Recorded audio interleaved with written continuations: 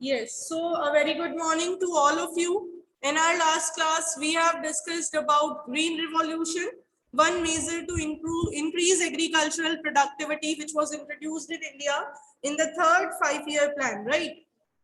We have discussed the positive and negative impacts of green revolution. We have discussed some of the risks that are involved in green revolution. After that, we have discussed about the subsidies, some arguments in favor of subsidies and some arguments against subsidies.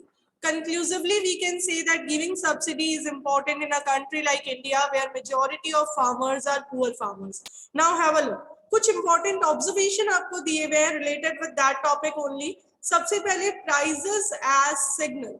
Current time से हम इसको relate कर पाएंगे. ये कह रहे हैं काफी बार ऐसा होता है कि प्राइस जब किसी कमोडिटी की इंक्रीज होने लगती है तो वो हमें कुछ सिग्नल दे रही होती है, कुछ इंडिकेशन दे रही होती है. तो देखिए टॉपिक आपको क्या कह रहा है. Prices act as signals about the availability of good. जो कमोडिटी की प्राइस है राइजिंग और डिक्रीजिंग जैसी भी है वो हमें एक सिग्नल देती है about the availability of good in the market. When goods become scarce, its price tends to rise. जब गुड मार्केट में गुड्स की शॉर्टेज होती है, गुड्स की कमी होने लगती है, तो ऐसे में उन चीजों की प्राइस इंक्रीज होती है.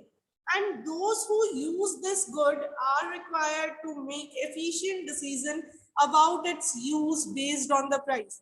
यानी जो लोग इस चीज को खरीद रहे होते हैं उनको इससे रिलेटेड इंपॉर्टेंट डिसीजन लेना पड़ता है कि whether they should continue to purchase this good और नॉट. एक एग्जांपल दिया हुआ है विद द आउटस्प्रेड ऑफ कोविड-19, कोरोना वायरस जो स्प्रेड हो रहा है उसके साथ ही क्या हुआ, sanitisers, infrared thermometers, oximeters, masks, etc. became very costly due to their short supply or scarcity in relation to demand.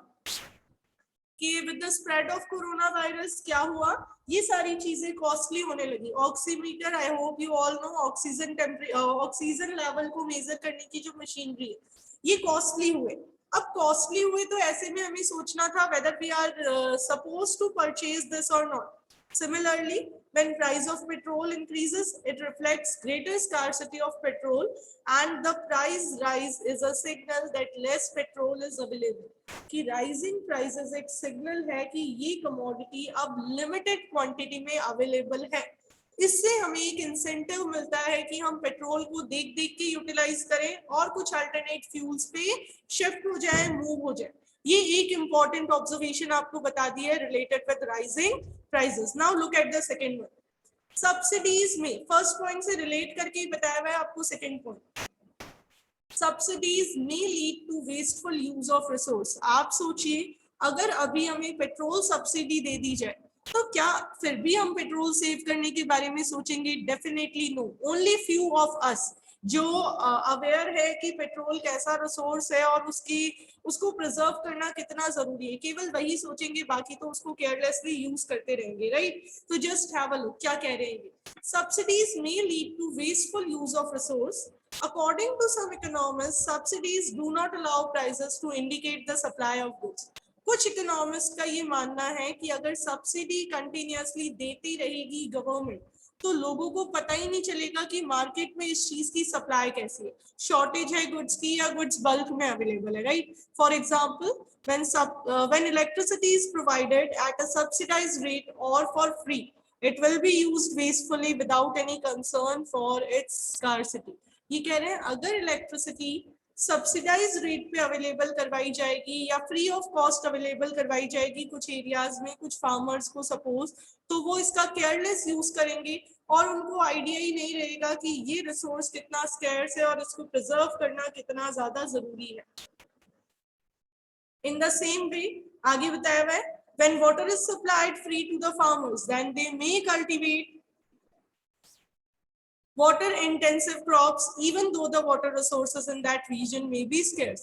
ये कह रहे हैं जब वाटर को भी फ्री ऑफ कॉस्ट फार्मर्स को सप्लाई किया जाएगा तो हो सकता है वो क्या शुरू कर देंगे, वाटर इंटेंसिव क्रॉप्स ग्रो करना शुरू कर देंगे even when water resources are scarce in that region. उस रीजन में वाटर रिसोर्सेज कम होने के बावजूद भी फार्मर्स वाटर को प्रिजर्व करने के बारे में नहीं सोचेंगे. As a result, such cropping pattern will further deplete the already scarce resource. ऐसा cropping pattern जो already limited resource है उसको और deplete कर देगा. If water is priced to reflect scarcity, farmers will cultivate crops suitable to the region. अगर water की price charge कर ली जाएगी स्कैरसिटी को रिफ्लेक्ट करने के अकॉर्डिंग थोड़ी सी हाई, तो हो सकता है फार्मर्स थोड़े अवेयर हो जाएं और अवेयर होके वो उस एरिया में रीजन के अकॉर्डिंग ही क्रॉप्स ग्रो करना स्टार्ट कर दें. ये आपको यहाँ पे बताया गया है with this topic.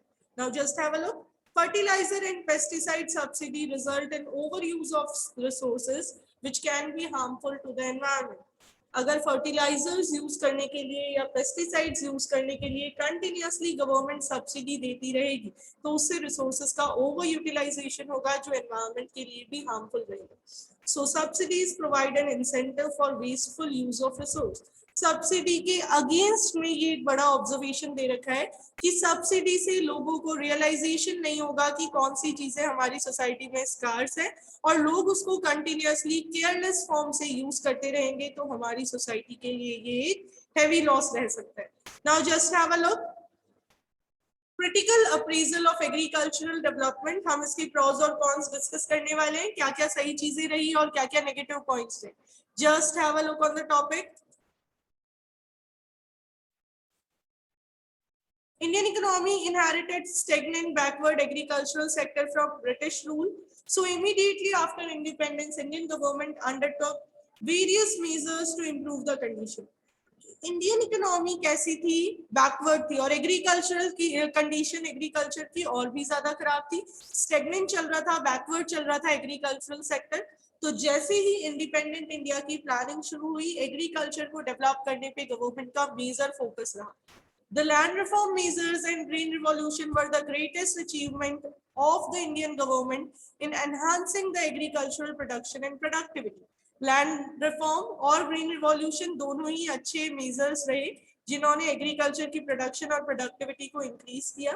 Between 1950 to 1990, there had been a substantial increase in agricultural productivity. Agricultural productivity refers to output per hectare of land. यानी हमारी प्रोडक्टिविटी इंक्रीज हुई एक अच्छे खासे लेवल पे. प्रोडक्टिविटी का क्या मतलब है, पर हेक्टेयर लैंड पे कितना आउटपुट ग्रो हो रहा है. तो पहले के कंपैरेटिवली ये आउटपुट 4 टाइम्स ज्यादा था. आगे देखिए. As a result of green revolution India became self sufficient in food production. Land reform resulted in abolition of zamindari system. कि ग्रीन रिवॉल्यूशन की वजह से हमने सेल्फ सफिशिएंसी को अटेन किया और लैंड रिफॉर्म की वजह से हमारे यहाँ पे जो जमींदारी सिस्टम था उसका अबॉलिशन पॉसिबल हो पाया. Now just have a look on this point. The proportion of GDP between 1950s to 1990s contributed by agriculture declined significantly, but not the population depending on it. Minor confusion यहाँ आपके mind में आ सकता है. ये point आपको एक side कह रहा है अभी पीछे हमने पढ़ा एग्रीकल्चरल प्रोडक्टिविटी इंक्रीज हुई, फिर यहाँ पे कह रहे हैं the proportion of GDP between 1950 to 1990 contributed by agriculture. अभी रिपीट करते हैं इसी पॉइंट को कि प्रोपोर्शन ऑफ जीडीपी डिक्लाइन हुआ. इसका ये मतलब है कि एग्रीकल्चरल प्रोडक्शन तो बढ़ रहा था बट यस साथ साथ में और भी सेक्टर्स ग्रो हुए तो जीडीपी में कंट्रीब्यूशन एग्रीकल्चर के कंपैरेटिवली दूसरे सेक्टर्स का भी थोड़ा राइज होना स्टार्ट हो गया. Now just have a look next point. Still 1990s तक लगभग 65% of country's population continued to be employed in agriculture. Right? Agricultural output could have been grown with much less people working in the sector, but industrial and service sector were unable to absorb the extra people involved in agriculture. Important question यहाँ से आपका बन सकता है कि agriculture sector में 65% of people still engage थे. इसका मेजर रीजन क्या था, क्या ये सारे के सारे कंट्रीब्यूट कर रहे थे to agricultural output? Your answer will be no.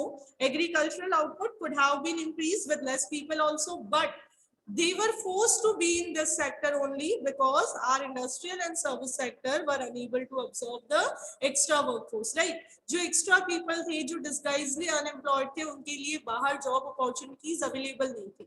ये एक important failure था 1950 से 1990s तक का कि हमारी growth जो हो रही थी वो jobless growth थी.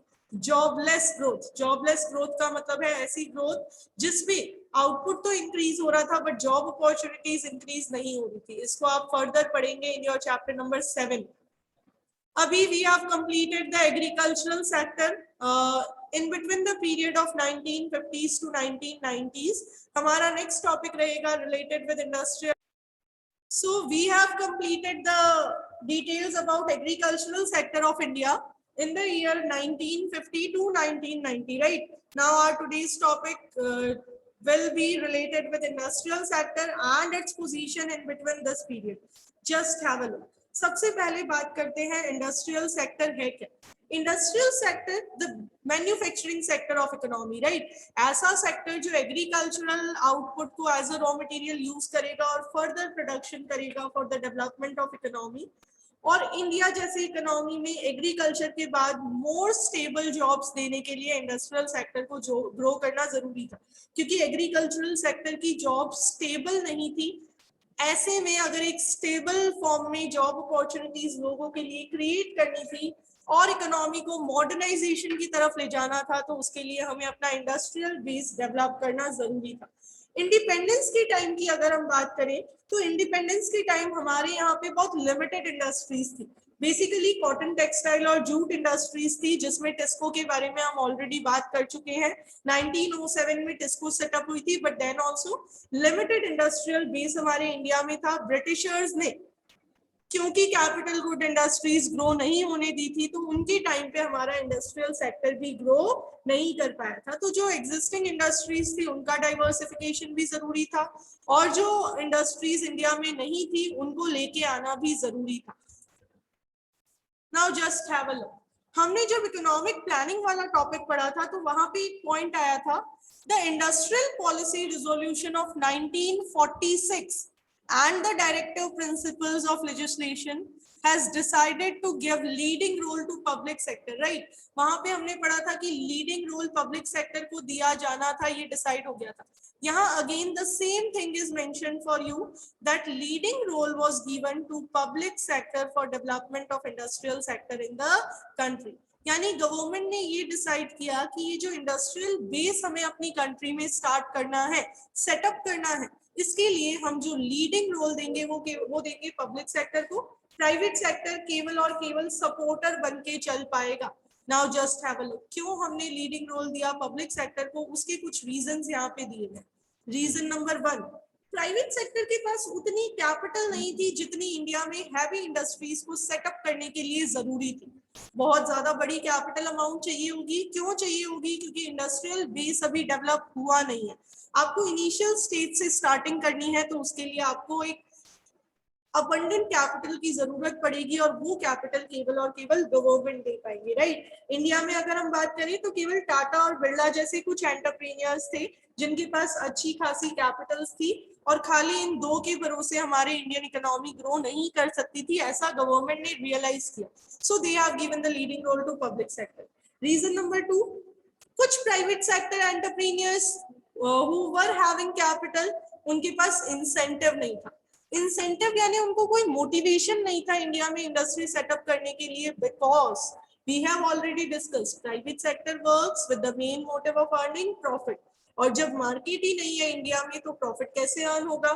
मार्केट में इतना पोटेंशियल नहीं था, इतनी कैपेसिटी नहीं थी कि वो ज्यादा डिमांड क्रिएट कर सके, जिसकी वजह से private sector even when some are having capital they were not interested to set up big industries.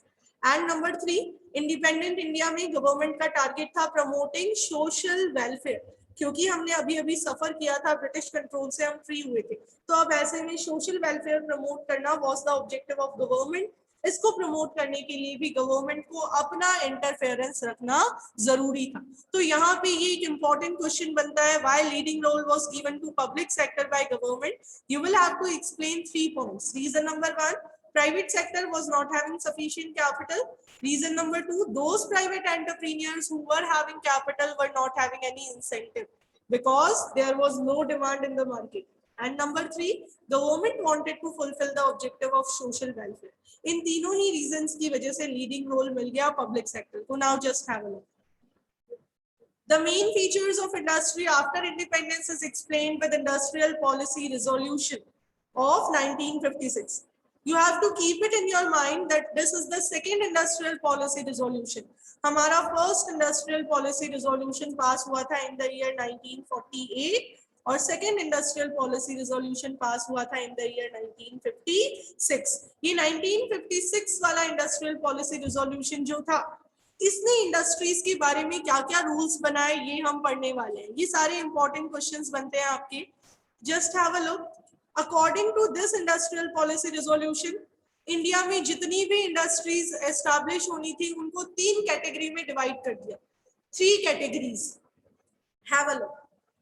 It classified the industries into 3 categories basically: public sector industries, private sector, and some with both public and private sector. वही capitalist, socialist और mixed economy जैसा ही कुछ. Now just have a look. This one is the most important part of this chapter. The 3 schedules in which total industries were divided according to the Industrial Policy Resolution of 1956. 3 schedule बना दिए गए थे, 3 part कर दिए गए थे total industrial sector के.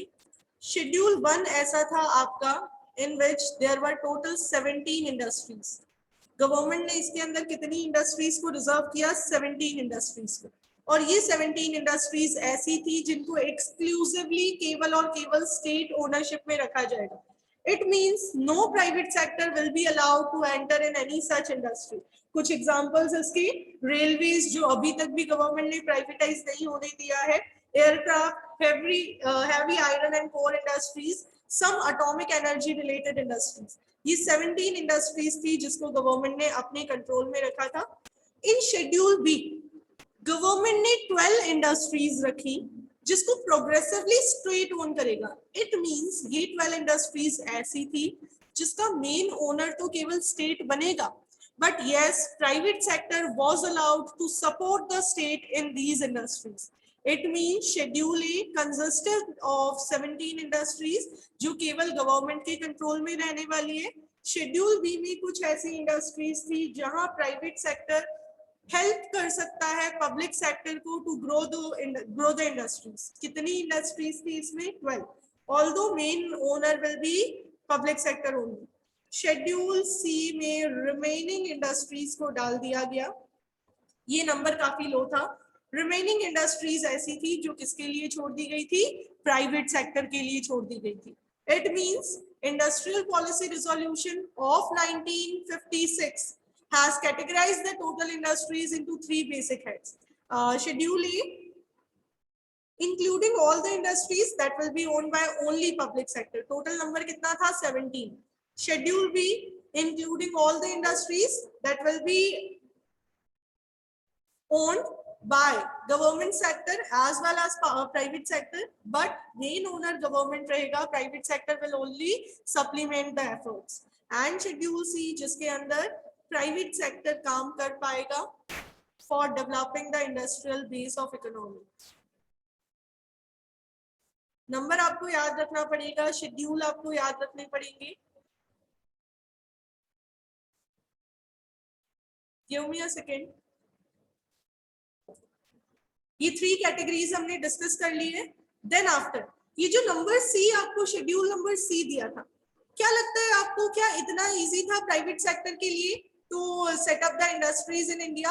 Definitely no. Government ने यहाँ पे एक स्मार्ट तरीके से इकोनॉमी को रन करने की कोशिश की थी. स्मार्टनेस ये दिखाई थी कि सिर्फ प्राइवेट सेक्टर को ऐसा फील हो कि उनको फ्रीडम दिया गया है. एक्चुअली उनको कोई फ्रीडम नहीं दिया गया था.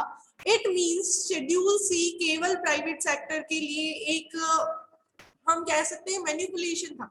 उनको ऐसा रियलाइजेशन करवाया जा रहा था that they were free to do work in the economy. Whereas actually India में क्या हुआ था? Industries development and regulation act pass हुआ था 1951 के अंदर, जिसमें इंडस्ट्रियल लाइसेंसिंग की पॉलिसी को इंट्रोड्यूस किया था. इंडस्ट्रियल लाइसेंसिंग की पॉलिसी को. और इस इंडस्ट्रियल लाइसेंसिंग ने कहा कि कोई भी प्राइवेट एंटरप्रेन्योर तब तक इंडस्ट्री स्टार्ट नहीं कर सकता जब तक उसको गवर्नमेंट से लाइसेंस नहीं मिल जाता. फिर अगर उसने इंडस्ट्री स्टार्ट कर ली उसको इंडस्ट्री का एक्सपेंशन करना है, then also he will be required to take license from the government. And even when the entrepreneur want to diversify the industry, there is a need for obtaining a license from government. यानी कि आपको private sector में अगर आप हो, आपको industry setup करने के लिए भी लाइसेंस चाहिए, एग्जिस्टिंग इंडस्ट्री के एक्सपेंशन के लिए भी लाइसेंस चाहिए, और डाइवर्सिफिकेशन के लिए भी लाइसेंस चाहिए. अब सुनिए, what is the difference between expansion and diversification. Expansion का तो मीनिंग हो गया कि मैं अपनी इंडस्ट्री में जितनी कैपिटल के साथ काम शुरू किया था उस कैपिटल लिमिट को इंक्रीज कर रही हूँ. डाइवर्सिफिकेशन का मतलब हुआ मैं जितने प्रोडक्ट्स से काम मैंने स्टार्ट किया था अब मैं नंबर ऑफ प्रोडक्ट्स ऐड करना चाहती हूँ. तो तीनों एक्टिविटीज के लिए you need to obtain a license from government, और ये लाइसेंस गवर्नमेंट तब तक नहीं देगी जब तक वो आपके व्यू से सेटिस्फाई नहीं होगी, जब तक उसको ये रियलाइजेशन नहीं होगा कि इकोनॉमी में एडिशनल गुड्स की रिक्वायरमेंट है क्या.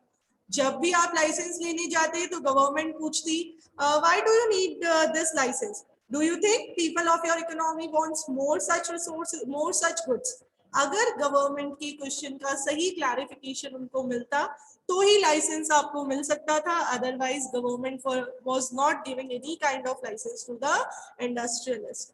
आगे देखिए, एक और इम्पॉर्टेंट बात थी लाइसेंसिंग की, वो क्वालिटी ये थी इस पॉलिसी की, अगर कोई भी इंडस्ट्रियलिस्ट बैकवर्ड एरिया में इंडस्ट्री ओपन करना चाहता था तो गवर्नमेंट उनको बहुत इजीली लाइसेंस दे देती थी, और लाइसेंस के साथ गवर्नमेंट उनको देती थी वेरियस कंसेशंस, कुछ टैक्स बेनिफिट्स भी देती थी, इलेक्ट्रिसिटी देती थी उनको सब्सिडाइज रेट पे, so as to promote the regional inequality, right. जो रीजनल वेरिएशंस हमारी इकोनॉमी में चल रहे थे, कुछ एरियाज बैकवर्ड हो गए थे और कुछ एरियाज ग्रो कर रहे थे, तो उन बैकवर्ड एरियाज की ग्रोथ के लिए गवर्नमेंट ने लाइसेंसिंग में ये एक चीज ऐड कर दी, that if any industrialist want to open any industry in backward area then the license will be given on easy terms, and along with that various concessions will also be provided.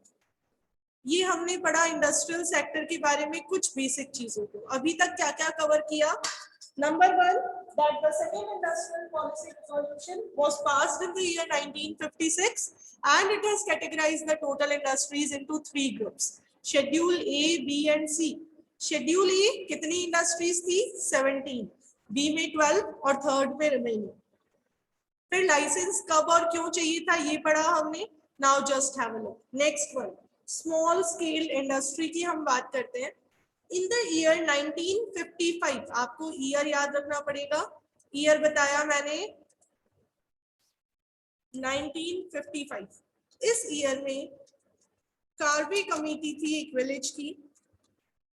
इस committee ने ये realise किया कि India जैसी economy में अगर आप बड़े लेवल पे इंडस्ट्रियल बेस को डेवलप करना चाहेंगे तो केवल लिमिटेड इंडस्ट्रीज ही डेवलप हो पाएंगी.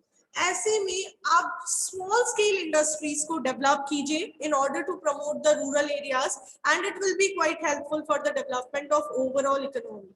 तो ये रियलाइजेशन किया कार्बी कमेटी ने, उन्होंने रिकॉग्नाइज किया in the year 1955 the importance of SSI. अब एसएसआई क्या होता है, स्मॉल स्केल इंडस्ट्री क्या होती है, ये भी हमें पता होना चाहिए. 1950s की अगर हम बात करें तो ऐसी इंडस्ट्री जिसमें overall capital investment 5 lakh rupees तक का हो, उसको एसएसआई की कैटेगरी में डाला गया था. ये कॉमर्स वाले बच्चों ने पढ़ा है in chapter number 8 of business studies of class 11, right. Small business करके आपका जो चैप्टर था उसके अंदर ये टॉपिक आपने पढ़ा है. तो यहाँ पे ये कह रहे हैं कि इन्होंने रियलाइज किया एसएसआई की इंपॉर्टेंस को. अब एसएसआई उस टाइम पे कौन सी इंडस्ट्री होती थी जहां मैक्सिमम कैपिटल इन्वेस्टमेंट था ₹5 लाख का, 5 लाख या उससे कम. बट करंट सिचुएशन की अगर हम बात करें तो ₹1 करोड़ तक अगर आपका कैपिटल इन्वेस्टमेंट है तो 1 करोड़ तक की कैपिटल इन्वेस्टमेंट वाली इंडस्ट्रीज को एसएसआई इंडस्ट्री माना जा सकता है.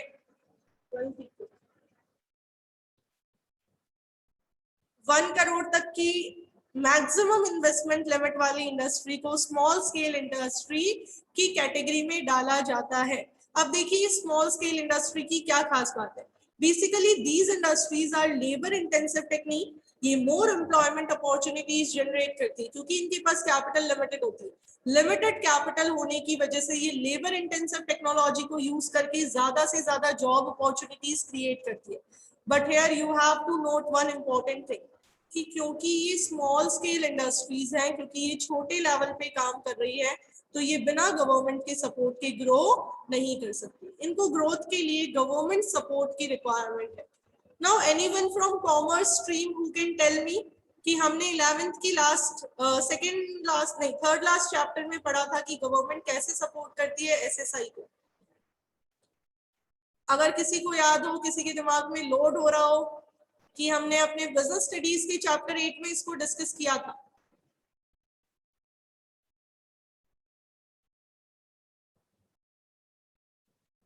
No one. मैम हमने तो ऑनलाइन पढ़ा था, तो ऑनलाइन में तो हमें इतना याद ही नहीं रहा, राइट? ओके, देखिए मैं बताती हूँ आपको गवर्नमेंट क्या करती है। अभी हमने जैसा पढ़ा ना, बैकवर्ड एरिया में अगर इंडस्ट्री सेटअप की जाती है तो गवर्नमेंट उनको कुछ फाइनेंशियल सपोर्ट देती है। Yes, Rahul want to give the answer. Okay, yes Rahul. Ma'am एक तो उनको कंसेशंस मिलते हैं हम्म, और कुछ प्रोडक्ट शायद उनके लिए रिजर्व कर देते हैं। बिल्कुल, एक तो उनको कंसेशंस मिलते हैं और कुछ प्रोडक्ट्स उनके लिए रिजर्व कर दिए जाते हैं। Just have a look, it is written over here also. SSI के प्रमोशन के लिए गवर्नमेंट क्या करती है, एक तो गवर्नमेंट उनके लिए कुछ प्रोडक्ट को रिजर्व कर देती है कि ये ऐसे प्रोडक्ट रहेंगे जो सिर्फ एसएसआई प्रोड्यूस करेगा, बड़ी इंडस्ट्रीज नहीं प्रोड्यूस करेगी। इसके अलावा गवर्नमेंट उनको कुछ रिबेट्स भी देती है, जैसे उनपे टैक्स कम लगा दिया, लोन इजी रेट पे दे दिया, इलेक्ट्रिसिटी में इलेक्ट्रिसिटी की कुछ सब्सिडाइज्ड रेट उनके लिए डिसाइड कर दी। These are the incentives that are provided by government for the development of SSI, right? अब देखिए एसएसआई के 2 की पॉइंट्स की अगर हम बात करें तो वो रहेंगे, एक तो they are generating employment opportunities in the nation. आपको याद रखना है एग्रीकल्चरल सेक्टर के बाद the second job giver is SSI. Agricultural sector के बाद अगर सबसे ज्यादा एम्प्लॉयमेंट अपॉर्चुनिटीज कहीं क्रिएट हो रही है तो वो इंडिया में एसएसआई में होती है। नेक्स्ट अगर हम बात करें कि इनको बिग फर्म से प्रोटेक्शन की जरूर पड़ती है, without protection they can't grow and succeed. Our industrial sector is completed. Industrial sector में केवल इतनी ही चीजें थी। क्या क्या चीजें हमने डिस्कस की उसको एक बार रिकॉल करवा रही हूँ। First topic in this industrial sector was about the categorization of industry as per industrial policy resolution of 1956। I hope आपको क्लास में ही याद हो गया होगा। कितने शेड्यूल बनाए थे? 3। नंबर 1 में 17 इंडस्ट्रीज थी that were reserved for government. Number 2 में 12 थी that where both the sectors will work jointly and number 3 में remaining industries थी जो प्राइवेट सेक्टर के लिए थी। फिर इंडस्ट्रियल लाइसेंसिंग पढ़ा। License was required for setting up the industry, expansion of industry and diversification of industry. फिर एक की पॉइंट पढ़ा हमने कि लाइसेंस गवर्नमेंट तब बहुत इजीली दे देती थी अगर इंडस्ट्री बैकवर्ड एरिया में लगानी होती थी तो। और फिर हमने पढ़ा कार्बी कमेटी ने 1955 में रियलाइज किया द इम्पोर्टेंस ऑफ एसएसआई, और एसएसआई की इंपॉर्टेंस को रियलाइज करते हुए उन्होंने बताया कि as SSI is the employment giver in India, other second on number 2, right? Other than agricultural sector, just after this sector SSI is giving more job opportunities to people of this country. तो government के support की इनको जरूरत पड़ेगी। For that government has reserved some products for SSI and government has also announced some of the subsidies for SSIs, right? As the chapter is completed from my side, now it is your task to revise the topics. Sorry, chapter is not yet completed. We have completed 2 key topics of this chapter. Still one topic is remaining. So as these topics are completed from my side, you are supposed to prepare all the key points of this chapter up to the topic, right? In next class, we are going to discuss about the last topic of this chapter. Till that, enjoy your Sunday and complete your task. Have a nice day. See you in the next class.